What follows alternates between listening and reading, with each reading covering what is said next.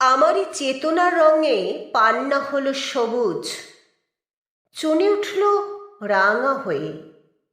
আমি চোখ মেললুম আকাশে, জ্বলে উঠল আলো পূবে পশ্চিমে।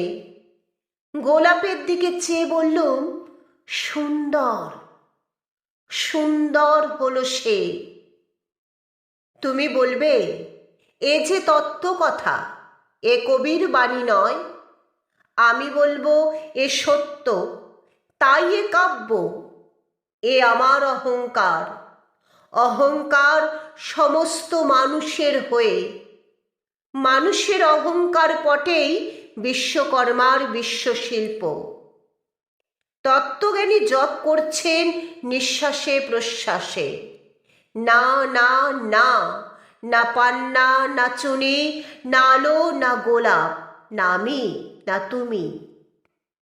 ওদিকে অসীম যিনি, তিনি স্বয়ং করেছেন সাধনা। মানুষের সীমানায় তাকেই বলে আমি। সেই আমির গহনে আলো আধারের ঘটল সঙ্গম। দেখা দিল রূপ, জেগে উঠল রস। না কখন ফুটে উঠে হলো হাঁ মায়ার মন্ত্রে, রেখার রঙে, সুখে দুঃখে। একে বলো না তত্ত্ব, আমার মন হয়েছে পুলকিত। বিশ্ব আমির রচনার আসরে হাতে নিয়ে তুলি, পাত্রে নিয়ে রং। পণ্ডিত বলছেন, বুড়ো চন্দ্রটা নিষ্ঠুর চতুর হাসি তার। মৃত্যুদূতের মতো গুড়ি মেরে আসছে সে পৃথিবীর পাঁজরের কাছে। একদিন দেবে চরম টান তার সাগরে পর্বতে। মর্তলোকে মহাকালের নতুন খাতায় পাতা জুড়ে নাববে একটা শূন্য। গিলে ফেলবে দিন রাতের জমা খরচ।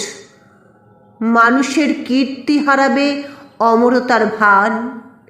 তার ইতিহাসে লেপে দেবে অনন্ত রাত্রির কালি। মানুষের যাবার দিনের চোখ বিশ্ব থেকে নিকিয়ে নেবে রং। মানুষের যাবার দিনের মন ছানিয়ে নেবে রস। শক্তির কম্পন চলবে আকাশে আকাশে, জ্বলবে না কোথাও আলো। বিনাহীন সভায় যন্ত্রের আঙুল নাচবে, বাজবে না সুর।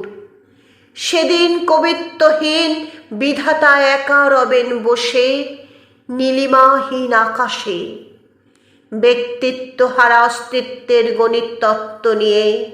তখন বিরাট বিশ্বভুবনে দূরে দূরান্তে অনন্ত অসংখ্য লোকে লোকান্তরে এ বাণী ধ্বনিত হবে না কোনোখানেই, তুমি সুন্দর, আমি ভালোবাসি।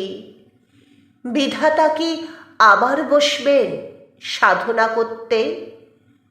যুগ যুগান্তর ধরে প্রলয় সন্ধ্যায় জপ করবেন, কথা কও, কথা কও। বলবেন, বলো তুমি সুন্দর। বলবেন, বলো আমি ভালোবাসি।